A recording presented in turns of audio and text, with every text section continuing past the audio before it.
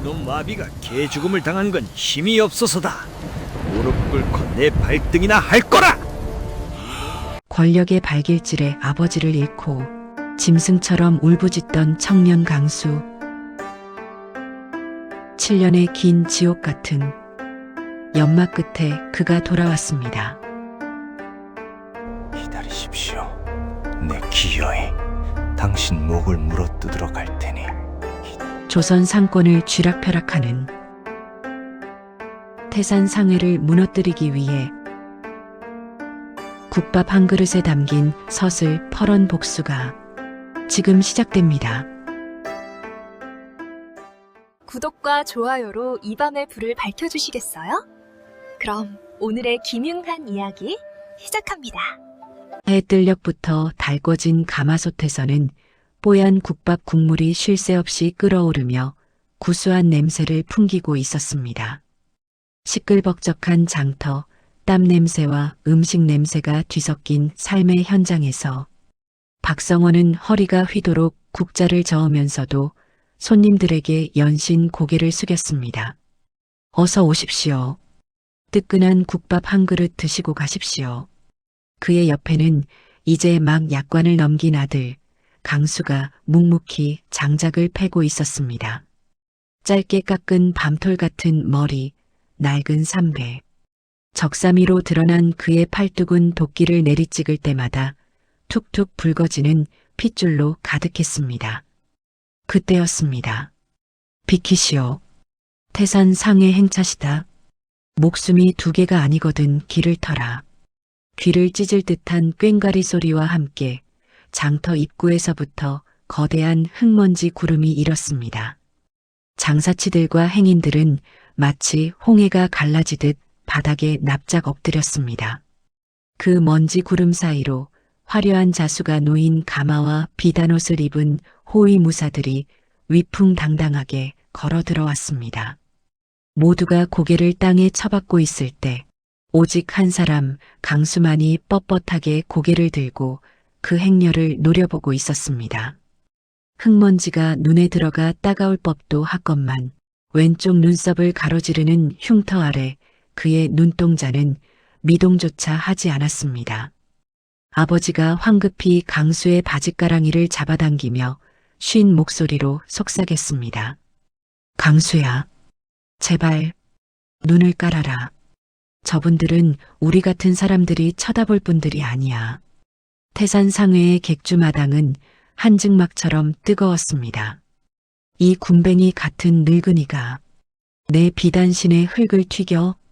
태산 상회의 후계자 마도영이 채찍을 높이 쳐들었습니다. 공기를 가르는 파열음과 함께 늙은 짐꾼의 등에서 피가 튀었습니다. 살점이 터지는 소리가 마당의 정적을 적나라하게 깨뜨렸습니다. 짐꾼은 비명도 지르지 못한 채 바닥을 굴렀습니다. 마도영의 입가에는 비릿한 미소가 걸려 있었습니다. 그 순간 강수의 이성이 끊어졌습니다. 아버지의 만류를 뿌리치고 튀어나간 강수의 몸은 마치 성난 황소 같았습니다. 이게만도 못한 자식아. 강수의 주먹이 마도영의 광대뼈에 정확히 꽂혔습니다. 둔탁한 타격음이 마당을 울렸습니다. 마도영의 몸이 허수아비처럼 날아가 모래바닥에 처박혔습니다. 그의 입에서 터져나온 붉은 피가 하얀 모래를 붉게 물들였습니다. 주먹을 쥔 강수의 손은 부들부들 떨리고 있었고 그의 거친 숨소리만이 마당을 가득 채웠습니다. 관아의 마당은 서늘했습니다. 어디선가 자욱한 곰방대 연기 냄새가 먼저 풍겨왔습니다. 곧이어 비단옷 자락이 스치는 소리와 함께 태산 상회의 주인 마 대행수가 모습을 드러냈습니다. 호랑이 같은 눈매, 하얗게 센 긴 수염. 그는 곰방대를 신발 굽에 탁탁 털며 바닥에 무릎 꿇은 박성원과 강수를 내려다보았습니다. 내 아들이 감히 내 아들의 옥체에 손을 댔다. 마 대행수의 목소리는 낮았지만 그 안에 담긴 살기는 주변 공기를 얼어붙게 만들었습니다. 무릎 꿇고 빌어라. 내 아들이 내 발등을 핥는다면 없던 일로 해주마. 아버지는 지체 없이 이마를 땅에 찌우며 울먹였습니다. 대행수 어르신, 제 자식이 미쳐서 그랬습니다. 부디 자비를. 하지만 강수는 아버지의 어깨를 잡아 일으켜 세웠습니다. 그의 눈에서는 불꽃이 튀었습니다. 아버지, 일어나세요. 사람을 짐승처럼 패는 놈을 때린 게 왜 죄입니까? 전 잘못한 거 없습니다. 마 대행수는 그런 강수를 보며 피식 웃음을 터뜨렸습니다. 경멸과 조소가 뒤섞인 웃음이었습니다. 소신 있는 아들을 뒀구만. 자네는 이제 해고네. 이 바닥에서 밥숟가락 놓게 해줄 테니 그리 알게. 그날 밤 하늘이 뚫린 듯 억수 같은 비가 쏟아졌습니다. 천둥 소리가 쿠르릉하고 울릴 때마다 칠흑 같은 산길이 번개빛에 하얗게 드러났습니다. 아버지는 쫓겨난 짐을 수레에 싣고 진흙탕 길을 위태롭게 내려가고 있었습니다. 아버지, 제가 끌게요. 뒤에서 수레를 미는 강수의 얼굴로 빗물이 쉴 새 없이 흘러내렸습니다. 그때였습니다. 어둠 속에서 말발굽 소리가 굉음처럼 들려왔습니다. 마도영이었습니다. 그는 술에 취해 말을 몰고 있었고 좁은 산길에서 수레를 발견하고도 속도를 줄이지 않았습니다. 오히려 입꼬리를 비틀며 고삐를 더 세게 당겼습니다. 육중한 말이 수레를 들이받는 소리는 끔찍했습니다. 수레바퀴가 부서져 나가며 아버지가 절벽 아래 어둠 속으로 튕겨나갔습니다. 아버지, 강수의 절규가 빗소리에 묻혔습니다. 마도영은 말 위에서 그 광경을 힐끔 내려다보더니 혀를 찢 찼습니다. 재수가 없으려니. 즉, 그는 말머리를 돌려 어둠 속으로 사라졌습니다. 진흙탕에 처박힌 아버지의 낡은 신발 한 짝. 그 옆으로 빗물에 섞인 핏물이 계곡물처럼 붉게 번져나가고 있었습니다. 강수는 그 신발을 부여잡고 짐승처럼 울부짖었습니다. 태산 상회의 연회장은 흥겨운 가야금 소리와 기생들의 웃음소리로 가득했습니다. 기름진 고기 굽는 냄새와 달콤한 술, 냄새가 진동하는 그곳에 지옥에서 올라온 악기 같은 형상의 강수가 나타났습니다. 문이 부서지며 강수가 난입했습니다. 온몸이 진흙과 피로 뒤덮인 그는 눈이 뒤집혀 있었습니다. 마도영, 나와. 강수는 호위무사들을 뿌리치고 단상 위에 앉아있던 마도영의 머리채를 휘어잡았습니다. 그는 마도영을 개처럼 바닥에 패대기 쳤습니다. 화려했던 연회상은 순식간에 난장판이 되었습니다. 강수가 정원에 있던 조경석을 들어 올려 마도영의 머리를 찍으려는 찰나 수십 명의 포졸들이 덮쳐 강수를 바닥에 짓눌렀습니다. 차가운 바닥에 얼굴이 지지겨진 강수는 입안에 고인 흙과 피를 뱉어내며 울부짖었습니다. 죽여버릴 거야. 내 기어이. 너희들 다 죽여버릴 거라고. 퀴퀴한 곰팡이 냄새와 썩은 지푸라기 냄새가 진동하는 감옥. 쇠창살 사이로 들어오는 한 줄기 빛이 강수의 퉁퉁 부은 얼굴을 비추고 있었습니다. 면회를 온마 대행수는 혀를 찼습니다.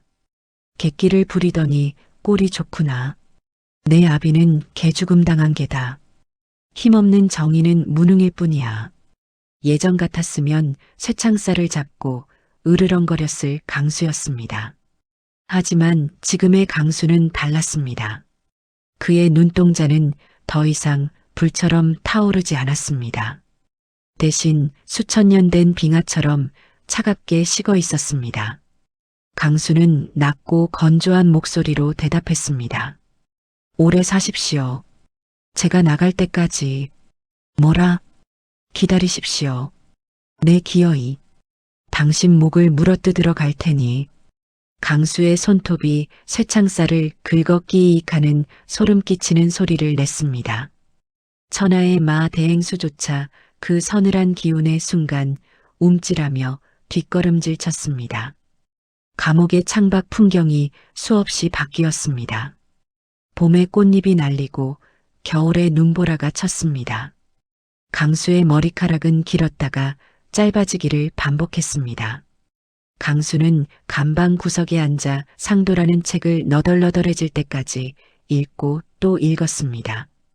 글을 모르던 그는 옆방의 늙은 죄수에게 매달려 글을 배우고 셈법을 익혔습니다. 밤이 되면 그는 미친 듯이 몸을 단련했습니다.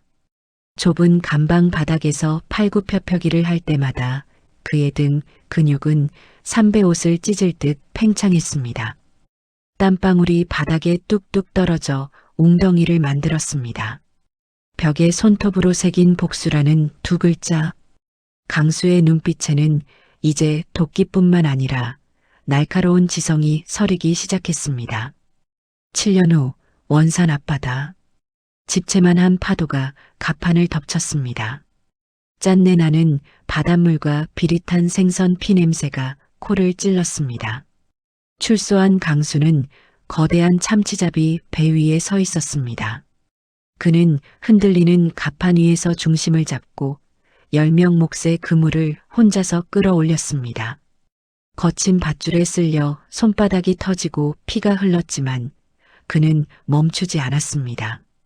그물이 올라오고 은빛 참치대가 갑판 위에서 펄떡거렸습니다. 선장은 두툼한 돈주머니를 강수에게 건넸습니다. 자네 같은 독종은 처음 본다. 정말 떠날 텐가? 강수는 돈 냄새를 맡는 대신 품속 깊이 간직해온 아버지의 낡은 호패를 꺼내 꽉 쥐었습니다. 거친 바닷바람이 그의 짧은 머리카락과 왼쪽 눈썹의 흉터를 스치고 지나갔습니다. 이제 갑니다, 아버지. 한양 뒷골목, 사람들의 발길이 닿지 않는 외진 곳에 거미줄 쳐진 흉가가 있었습니다. 지나가던 사람들이 귀신 나오는 집이라며 수군거렸지만 강수는 개의치 않고 그곳을 헐값에 사들였습니다. 그는 직접 톱을 들고 썩은 기둥을 잘라냈습니다. 톱밥 먼지를 하얗게 뒤집어 쓴 채 묵묵히 망치질을 했습니다. 망치 소리가 골목의 정막을 깼습니다. 그의 구릿빛 팔뚝에서 흐른 땀방울이 나무 바닥을 적셨습니다. 며칠 밤낮을 세워 수리를 마친 그는 직접 깎아 만든 현판을 입구에 걸었습니다. 삐뚤빼뚤하지만 힘있게 쓴 글씨. 담비. 가뭄 끝에 내리는 비처럼 고단한 사람들에게 위로가 되겠다는 그의 다짐이었습니다. 개업 첫날 밤, 가게 안에는 귀뚜라미 소리만이 감돌았습니다. 손님은 단 한 명도 없었습니다. 강수는 실망한 기색 없이 육수솥 앞에 서서 묵묵히 기름을 걷어냈습니다. 결국 강수는 식어가는 국밥 한 그릇을 자신이 퍼서 자리에 앉았습니다. 국물을 한술 떠넣었습니다. 짭짤하고 구수한 맛이 입안을 감돌았습니다. 맛은 있다. 그는 어두운 가게 안에서 혼자 국밥을 비우며 중얼거렸습니다. 버티면 된다. 난 잃을 게 없으니까. 한양 최대의 번화가, 기방 앞 저작거리, 화려한 색동 저고리에 붉은 댕기를 들인 여인, 조이련이 사람들 사이에 둘러싸여 있었습니다. 그녀의 앞에는 바둑판이 놓여 있었고 맞은편에는 거만한 양반 자제가 식은 땀을 흘리고 있었습니다. 장군이요, 멍군이요가 아니라 끝났습니다, 도련님.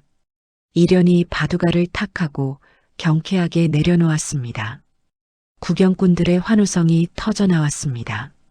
이련은 여우처럼 매혹적인 눈웃음을 지으며 판돈을 쓸어 담았습니다. 화가 머리끝까지 난 양반이 자리를 박차고 일어나 손을 치켜들었습니다. 이 계집이 감히. 하지만 이련은 눈 하나 깜짝하지 않았습니다. 들고 있던 화려한 부채를 착 펼쳐 양반의 손을 가볍게 쳐냈습니다. 돈 잃고 매너까지 잃으시게요? 남자의 품격은 주머니가 아니라 태도에서 나오는 법인데.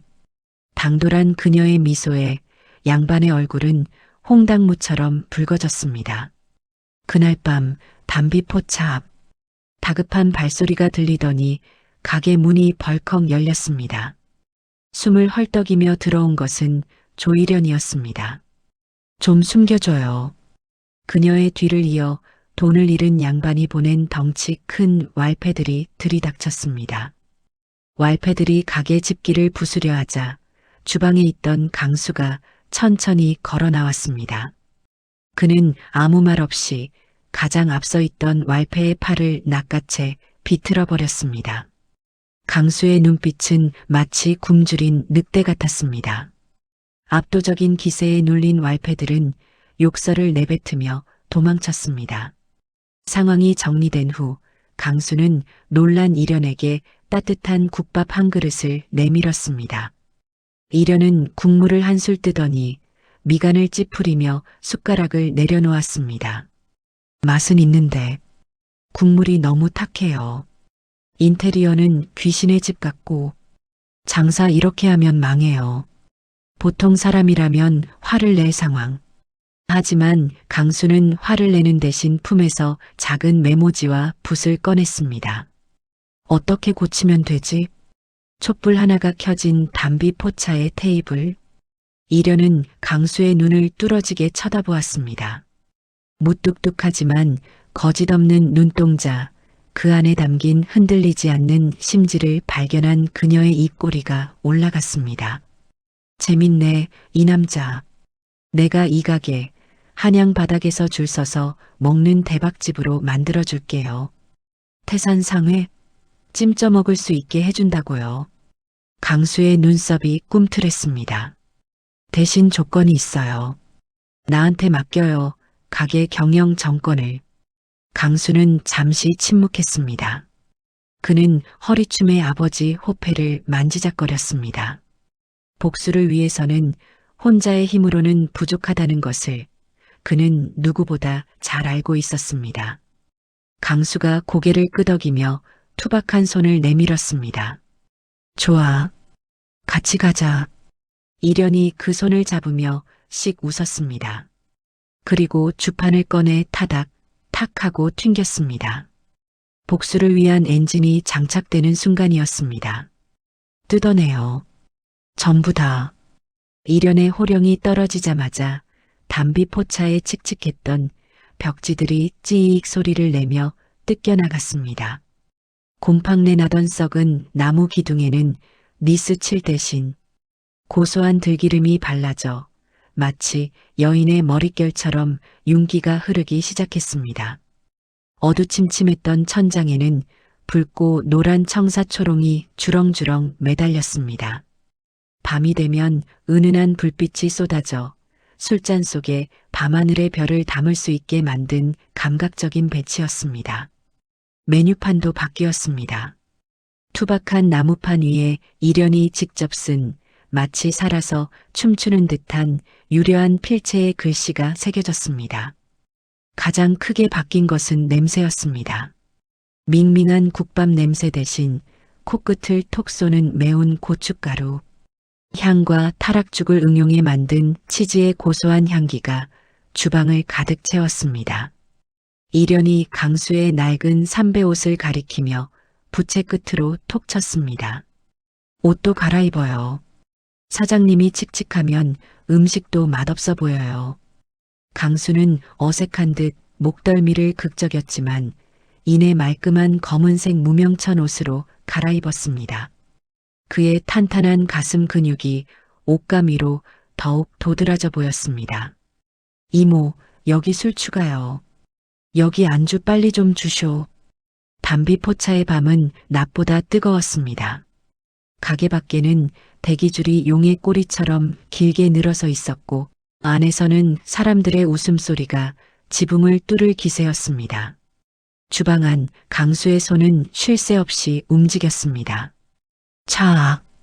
달궈진 웍에 기름과 채소가 만나내는 요란한 소리, 높이 치솟는 불길. 강수의 이마에는 땀방울이 송골송골 맺혀 조명빛을 받아보석처럼 빛났습니다. 호를 나비처럼 날아다니던 이련이 주방 쪽을 보며 윙크를 보냈습니다. 무뚝뚝하기만 하던 강수의 입가에 7년 만에 처음으로 피식하는 아주 옅은 미소가 번졌습니다. 카운터 앞 돈통에는 엽전이 쌓이는 소리가 끊이지 않았습니다. 짤랑짤랑. 그것은 단순히 돈 소리가 아니었습니다. 죽어가던 강수의 인생에 다시 피가 도는 생명의 소리였습니다. 태산상의 본가 마 대행수의 집무실은 대낮임에도 어두컴컴했습니다. 그의 앞에는 서신 한 통이 놓여 있었습니다. 담비포차 대성왕. 주인 이름 박강수. 마 대행수가 물고 있던 긴 곰방대를 입에서 천천히 떼어냈습니다. 자욱한 연기가 흩어지며 드러난 그의 눈빛은 먹이를 발견한 맹수처럼 번들거렸습니다. 박강수라. 그놈이 살아서 돌아왔구나. 그의 목소리는 낮게 깔려 있었지만 그 안에 담긴 살기는 방 안의 온도를 급격히 떨어뜨렸습니다. 마 대행수가 쥐고 있던 붓을 벼루에 세게 눌렀습니다. 뚝! 대나무 붓대가 힘없이 부러지며 검은 먹물이 튀어 하얀 한지 위에 흉측한 얼룩을 남겼습니다. 마치 앞으로 벌어질 피바람을 예고하는 듯 했습니다. 와장창. 담비포차의 평화가 깨졌습니다. 술상이 엎어지고 안주 접시가 바닥에 떨어져 산산조각이 났습니다. 마도영이 왈패들을 이끌고 난입한 것입니다. 여기가 그 살인자 새끼 가게라며 마도영이 손님들을 향해 소리쳤습니다.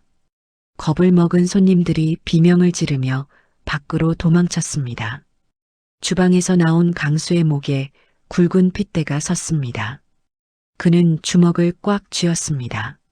손톱이 손바닥 살을 파고들어 붉은 피가 배어 나올 정도였습니다. 당장이라도 마도영의 턱을 날려버리고 싶었습니다.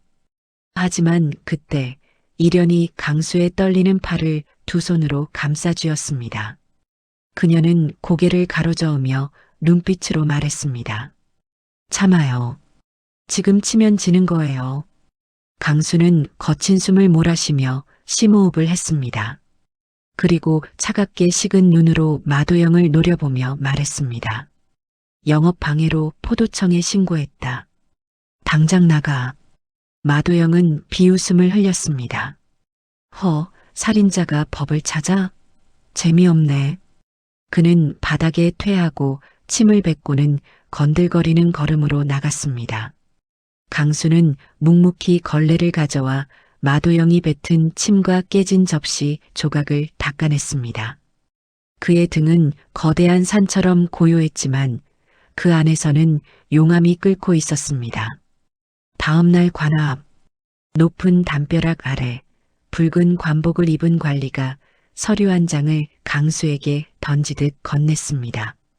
미성년자에게 술을 팔았다는 신고가 들어왔다.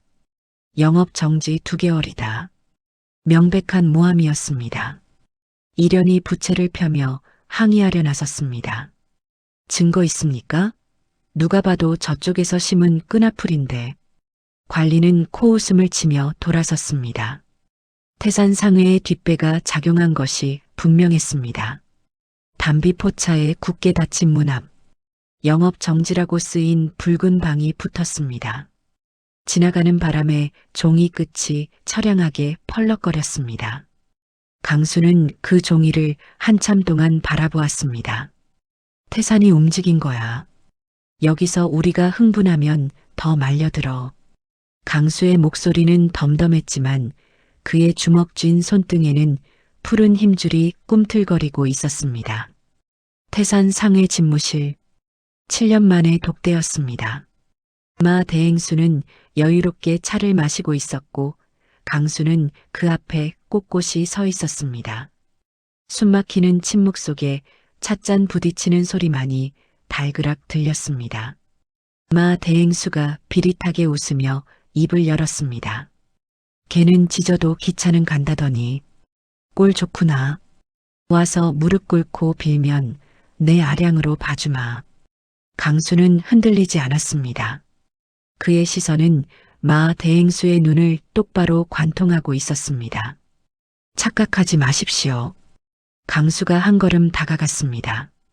제 목표는 단지 돈을 벌어 호의호식하는 게 아닙니다. 그는 마 대행수가 앉아있는 옥자 같은 의자를 가리켰습니다. 당신이 앉아있는 그 의자, 태산이라는 거대한 성을 무너뜨리는 겁니다. 당신이 가진 모든 것을 잃고 바닥을 기게 만들 겁니다. 강수가 몸을 돌려나갔습니다. 문이 닫히자마자 마 대행수는 들고 있던 찻잔을 벽에 집어 던졌습니다. 쨍그랑 산산조각 난 파편이 바닥에 흩어졌습니다. 노인의 얼굴이 분노로 일그러졌습니다. 건방진 놈, 죽여버리겠어. 영업정지로 불 꺼진 담비포차. 하지만 내부는 직원들의 눈빛으로 환하게 빛나고 있었습니다. 강수는 테이블 위에 조선 팔도 지도를 펼쳤습니다. 2개월, 우리에겐 쉬는 시간이 아니라 칼을 가는 시간이다. 강수가 지도 위에 몇 군데에 붉은 먹으로 동그라미를 쳤습니다. 조선 팔도 최고의 맛을 찾으러 떠난다. 태산도 감히 흉내낼 수 없는 진짜 배기 맛을 가져오는 거야. 이련이 씩 웃으며 진보다리를 둘러맸습니다. 좋아요. 복귀할 땐 한양 바닥을 뒤집어 놓는 거예요. 문틈 사이로 새어나오는 희망의 빛. 결연하게 짐을 싸는 강수의 넓은 등과 문 밖에 붙은 처량한 영업 정지 딱지가 교차되며 장면이 전환되었습니다. 2개월 후 담비포차 앞거리.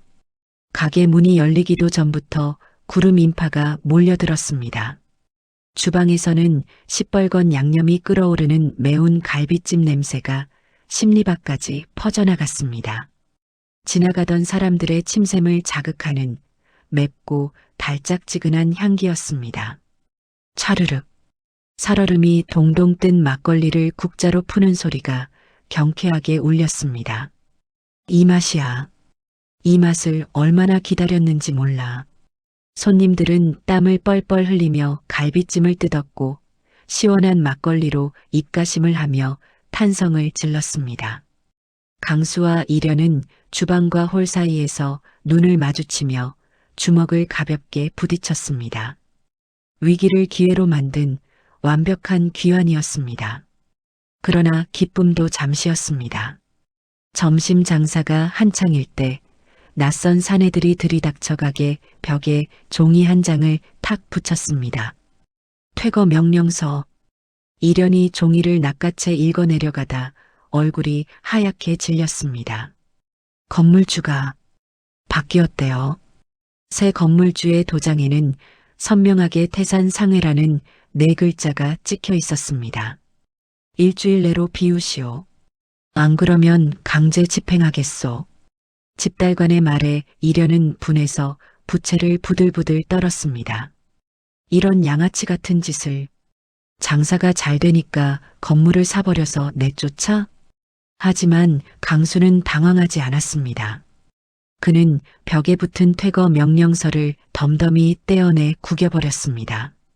예상했다. 짐 쌀 필요 없다. 강수의 눈은 흔들림 없이 창밖 맞은편에 우뚝 솟은 거대한 3층 건물을 응시하고 있었습니다. 한양 부동산 중개소. 복덕방 주인이 하품을 하고 있을 때 육중한 소리가 탁자를 강타했습니다. 쿵! 거대한 돈자루였습니다. 주머니 입구가 풀리자 은계와 엽전 꾸러미가 쏟아져 나오며 차가운 금속성 광택을 뽐냈습니다. 복덕방 주인의 눈이 튀어나올 듯 커졌습니다. 강수가 낮은 목소리로 말했습니다. 태산상의 본점 바로 앞 그 비어있는 3층짜리 건물. 제가 삽니다. 옆에 있던 이련이 여우 같은 눈웃음을 지으며 덧붙였습니다. 현금 박치기예요. 지금 당장 계약서 쓰죠. 그 돈은 강수가 7년간 목숨 걸고 원양어선을 타며 모은 돈과 장사로 번 수익 그리고 명동의 큰손 김할멈에게 투자를 받아 불린 막대한 자금이었습니다. 담비는 쫓겨나는 게 아닙니다. 더 높은 곳으로 올라가는 겁니다. 태산 상해 본점 맞은편. 태산보다 더 높고 더 화려한 3층 건물 외벽에 인부들이 줄을 타고 내려왔습니다. 거대한 천이 거치자 웅장한 현판이 드러났습니다. 담비포차 본점. 2층 창가에서 이를 내려다보던 마 대행수의 눈이 커졌습니다. 그의 손에 들려있던 곰방대가 뚝 하는 소리와 함께 두 동강 났습니다. 부러진 곰방대에서 떨어진 붉은 불씨가 그의 비단옷 위로 떨어져 구멍을 냈지만 그는 뜨거움조차 느끼지 못했습니다. 그때 맞은편 담비포차 3층 테라스에 강수가 걸어 나왔습니다. 강수는 아래에 있는 마 대행수를 내려다보며 아주 정중하게 그러나 더없이 도발적으로 고개를 까딱 숙여 인사했습니다. 다윗이 골리앗의 코앞에 성을 쌓은 순간이었습니다. 태산 상해 회의실은 초상집 분위기였습니다. 마 대행수는 책상을 내리치며 고함을 질렀습니다. 고작 저런 천한 놈 하나를 못 밟아? 마도영은 아버지의 눈을 피하며 식은 땀만 흘렸습니다. 당장 똑같은 가게를 내. 메뉴, 인테리어, 전부 다 베껴. 가격은 반값으로 후려쳐서 말려 죽여. 마 대행수의 지시에 따라 태산 주막이라는 간판이 내걸렸습니다. 겉모습은 담비포차와 똑같았지만 그 안에는 영혼이 없었습니다. 마도영은 직원들에게 소리쳤습니다. 싸구려 재료 써. 이문 남겨야 할 거 아냐. 손님들은 맘몰라 싸면 그만이지. 비굴하고 탐욕스러운 자본의 민낯이 드러나고 있었습니다. 신 26- 말라가는 셈. 이른 아침 식재료 도매상. 강수가 수레를 끌고 나타나자 평소 친하게 지내던 상인들이 슬금슬금 눈을 피했습니다. 배추 좀 주십시오, 형님. 강수의 말에 상인이 한숨을 쉬며 고개를 저었습니다. 미안하네. 태산에서 자네한테 물건 대면 우리 가게랑 거래를 끊겠다고 해서. 시장 전체가 그랬습니다. 무, 파, 고기, 심지어 쌀까지. 태산 상해의 거대 자본이 유통망을 틀어쥐고 담비포차로 들어가는 모든 숨통을 조여버린 것입니다. 강수의 수레는 텅 비어 있었습니다. 굴러다니는 것은 시들시들한 채소 찌꺼기뿐. 하지만 강수는 상인들을 원망하지 않았습니다. 알겠습니다. 형님들도 먹고 사셔야죠. 그는 정중히 허리를 굽혀 인사했습니다. 빈 수레를 끌고 돌아오는 강수의 등 뒤로 아침 햇살이 길게 그림자를 드리웠습니다. 절체절명의 위기. 하지만 강수의 눈빛은 포기를 모르는 사람처럼 더욱 뜨겁게 타오르고 있었습니다. 새벽 안개가 자욱한 산골 마을. 강수는 직접 소달구지를 몰고 비포장 산길을 달렸습니다. 덜컹거리는 수레 위에서 그의 엉덩이가 들썩였지만 고삐를 쥔 손은 풀리지 않았습니다. 도착한 곳은 강원도의 고랭지 배추밭. 태산이 길을 막으면 산을 넘으면 됩니다. 강수는 밭고랑에 서서 투박한 농부의 손을 잡았습니다. 흙대가 낀 농부의 손바닥은 마치 나무 껍질처럼 거칠었습니다. 중간 마진 없이 제가 다 사겠습니다. 제값 쳐드리겠습니다. 강수가 갓 수확한 배추를 쩍 하고 갈랐습니다. 싱싱한 배추 속살에서 튀는 물방울이 아침 햇살을 받아 영롱하게 빛났습니다. 아삭한 소리와 함께 퍼지는 풋풋한 흙내음.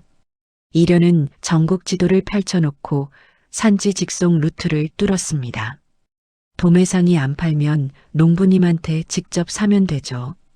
우리가 더 비싸게 사주고 손님한텐 더 싸게 팔고. 이게 바로 상생 아니겠어요? 강수의 달구지에는 싱싱한 식재료가 산더미처럼 쌓였습니다. 태산의 봉쇄망을 뚫고 가장 신선한 혈액이 담비포차로 공급되기 시작했습니다. 반면 태산 주막 1호점의 풍경은 참담했습니다. 퇴, 이게 무슨 맛이야? 쉰내가 나잖아. 손님이 국밥을 바닥에 뱉었습니다. 싸구려 재료를 쓴 탓에 국물에서는 쩐내가 진동했고 고기는 고무처럼 질겼습니다. 마도영이 얼굴을 붉히며 손님의 멱살을 잡았습니다. 이 거지가 얻어먹으러 왔나? 그냥 처먹어. 손님을 밀치자 의자가 넘어지며 요란한 소리를 냈습니다. 다신 안 와. 더러워서. 손님들이 하나둘 떠나갔습니다. 주방에서는 쥐새끼가 지나가고 직원들은 마도영의 폭언에 지쳐 구석에서 한숨만 쉬고 있었습니다. 화려한 겉모습과 달리 속은 이미 썩어 문드러지고 있었습니다. 폭우가 쏟아지는 밤 뒷골목. 태산 상회의 회계 담당자가 빗물 웅덩이에 처박혀 있었습니다. 마도영의 횡령 사실을 지적했다가 누명을 쓰고 매질을 당해 쫓겨난 참이었습니다. 추워. 이가 딱딱 부딪히는 소리가 들릴 정도로 떨고 있을 때 누군가 그에게 우산을 씌워주었습니다. 박강수였습니다. 강수는 아무 말 없이 그를 부축해 담비포차로 데려갔습니다. 그리고 김이 모락모락 나는 뜨끈한 국밥 한 그릇을 내밀었습니다. 드십시오. 살아야. 억울한 것도 풀죠. 회계 담당자는 덜덜 떨리는 손으로 숟가락을 들었습니다. 뜨거운 국물이 식도를 타고 넘어가자 얼어붙었던 몸과 마음이 녹아내리며 참았던 설움이 터져 나왔습니다. 그는 국밥 그릇에 눈물을 뚝뚝 흘리며 오열했습니다. 다 먹은 후 그는 품속 깊은 곳에서 기름종이에 싼 장부 하나를 꺼냈습니다. 이게 태산의 목숨줄입니다. 강수가 장부를 받아들 때 밖에서는 천둥이 우르릉하고 울렸습니다. 태산이 무너지는 소리의 전조였습니다. 계절이 바뀌고 조선 팔도에 재앙이 닥쳤습니다. 몇 달째 비 한 방울 내리지 않는 대가뭄. 논바닥은 거북이 등껍질처럼 쩍쩍 갈라졌고 옥수수대는 말라 비틀어져 바스러졌습니다. 물 좀. 길거리에는 굶어 죽은 시체들이 거적에 덮인 채 나뒹굴었습니다. 아이를 업은 어미가 마른 흙을 파먹는 처참한 광경이 곳곳에서 목격되었습니다. 쌀값은 천정부지로 치솟아 금값보다 비싸다는 말이 돌 정도였습니다. 지옥도가 따로 없었습니다. 태산 상회의 거대한 창고, 그곳은 밖과는 다른 세상이었습니다. 천장까지 닿을 듯 쌓인 쌀가마니들이 산을 이루고 있었습니다. 마 대행수가 쌀가마니에 손을 넣었습니다. 차르르 쏟아지는 쌀 아래 감촉을 느끼며 그는 탐욕스럽게 웃었습니다. 쌀 한 톨이 그만 돈이다. 더 기다려라. 옆에 있던 행수가 조심스럽게 물었습니다. 백성들이 굶어 죽어가고 있습니다. 지금 풀어도 충분히 이득인데. 닥쳐라. 사람들이 굶어 죽기 직전 눈이 뒤집혔을 때 풀어야 값을 10배, 아니 20배로 받을 수 있다. 백성의 고열이 곧 우리의 이문이다. 창고 구석에서 쥐떼가 쌀포대를 뜯어먹고 있었지만 마 대행수는 내버려 두었습니다. 쥐새끼 배불리는 게 저것들 먹이는 것보다 낫지. 담비포차 앞 광장. 굳게 닫혀있던 강수의 창고 문이 끼익하는 육중한 소리를 내며 열렸습니다. 그 안에는 강수가 산지 직송으로 꼬박꼬박 모아둔 곡식이 가득했습니다. 강수가 광장에 모인 굶주린 군중 앞에 섰습니다. 장사는 이문을 남기는 게 아니라 사람을 남기는 것입니다. 강수의 목소리가 광장에 울려 퍼졌습니다. 오늘부터 이 곡식들을 전량 풉니다. 가격은 시세의 절반.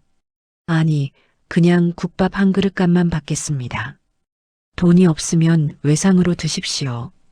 거대한 가마솥 뚜껑이 열렸습니다. 하얀 증기가 폭발하듯 솟구치며 갓 지은 쌀밥의 구수한 냄새가 광장을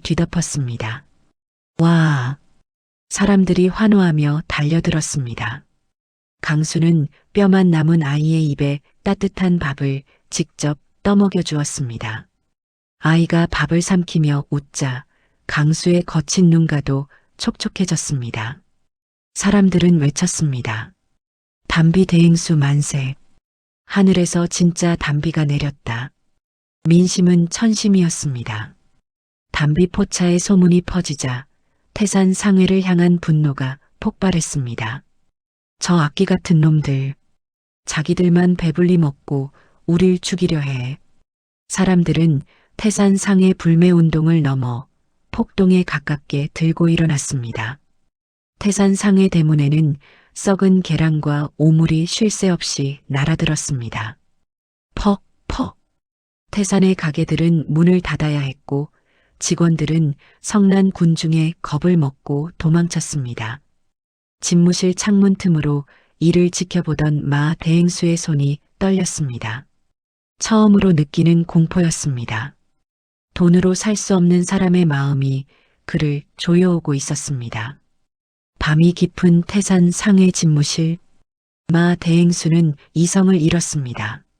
눈은 핏발이 섰고 입가에는 거품이 맺혀 있었습니다. 이대로는 안 돼. 내가 쌓아 올린 태산이 고작 국밥 장수놈한테 무너질 순 없어. 그는 마도영의 손에 기름통을 쥐어주었습니다. 오늘 밤이다. 담비 포차에 불을 질러라. 흔적도 없이 잿더미로 만들어버려. 마도영의 손이 부들부들 떨렸습니다. 아, 아버지. 그건 살인입니다. 시끄럽다. 내가 안 하면 내가 죽는다. 가서 태워버려. 갈 때까지 간 악당들의 추악한 민낯이었습니다.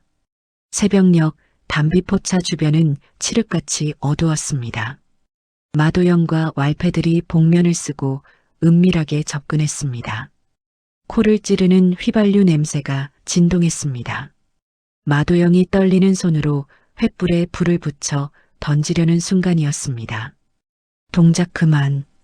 어둠 속에서 익숙한 목소리가 들렸습니다. 동시에 수십 개의 횃불이 팥하고 켜지며 주변을 대낮처럼 밝혔습니다. 포도대장과 광군들이 이미 그들을 포위하고 있었습니다. 그리고 그 중앙에 팔짱을 낀 강수가 서 있었습니다. 마도영은 다리에 힘이 풀려 주저앉았습니다. 그의 손에서 횃불이 투둑하고 힘없이 떨어졌습니다.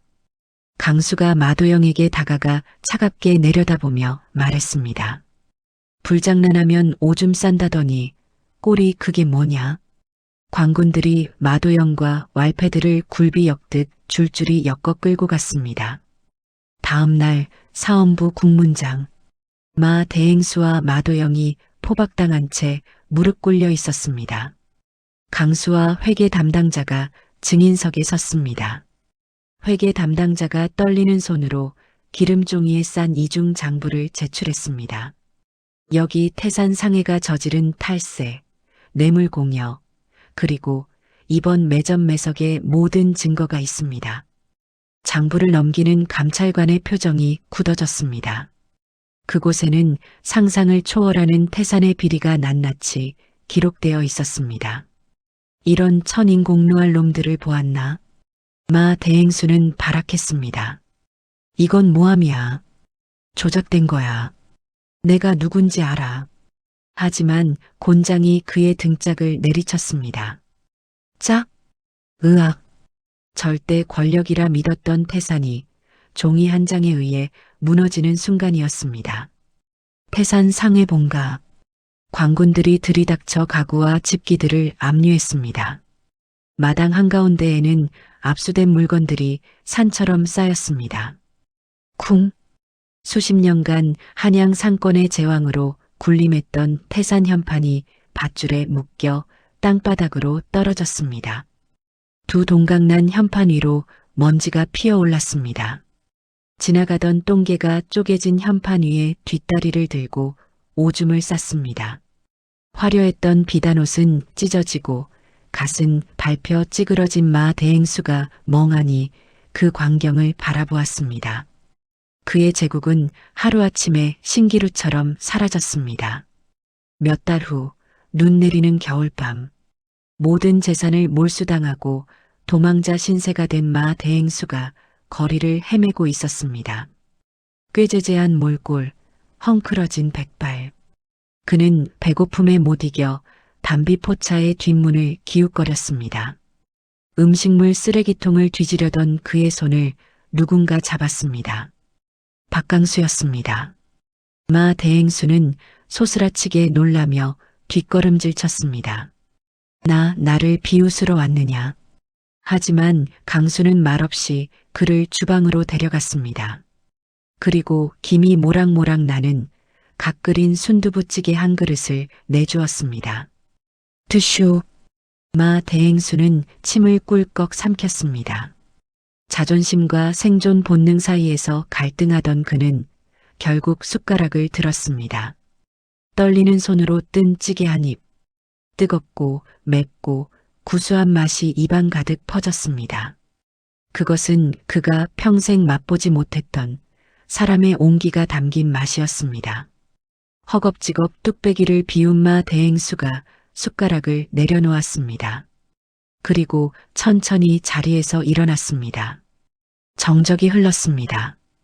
쿵! 마 대행수가 강수 앞에 무릎을 꿇었습니다. 그의 늙은 이마가 차가운 주방 바닥에 닿았습니다. 내가 졌다. 내가 죽을 죄를 지었다. 그의 어깨가 들썩이며 통곡이 터져나왔습니다. 일화에서 강수의 아버지에게 굴욕을 주었던 그 무릎이 이제는 강수 앞에 꺾인 것입니다. 강수는 그를 내려다보며 아버지의 호패를 주머니 속에서 꽉 쥐었습니다. 복수의 완성이었습니다. 당신을 용서해서 밥을 준 게 아니오. 강수가 담담하게 말했습니다. 내 아버지가 그러셨거든. 밥 장사는 배고픈 놈 그냥 보내는 거 아니라고. 그게 당신과 나의 차이요. 강수의 눈에서 뜨거운 눈물 한 방울이 볼을 타고 흘러내렸습니다. 10년 묵은 가슴 속 응어리가 눈 녹듯 사라지는 순간이었습니다. 몇 년 후 봄, 넓은 언덕 위 강수와 일현 그리고 함께 고생했던 식구들이 한양 시내를 내려다보고 있었습니다. 담비포차는 이제 조선을 넘어 청나라와 외국에까지 진출한 거상이 되어 있었습니다. 강수가 술병을 꺼내 일현에게 한 잔 따랐습니다. 그리고 자신도 한 잔을 채웠습니다. 강수가 술을 한 모금 들이켰습니다. 시원한 바람이 그의 짧은 머리카락을 스치고 지나갔습니다. 술 맛이 어떠냐? 일현이 강수를 바라보며 싱긋 웃었습니다. 붉은 댕기가 바람에 흩날렸습니다. 달아요.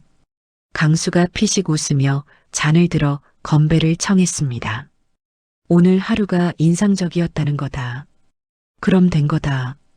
두 사람, 아니 모든 동료들이 웃으며 저 멀리 펼쳐진 더 넓은 세상, 바다 너머를 향해 걸어갔습니다. 그들의 뒷모습 위로 따스한 봄 햇살이 축복처럼 쏟아져 내렸습니다.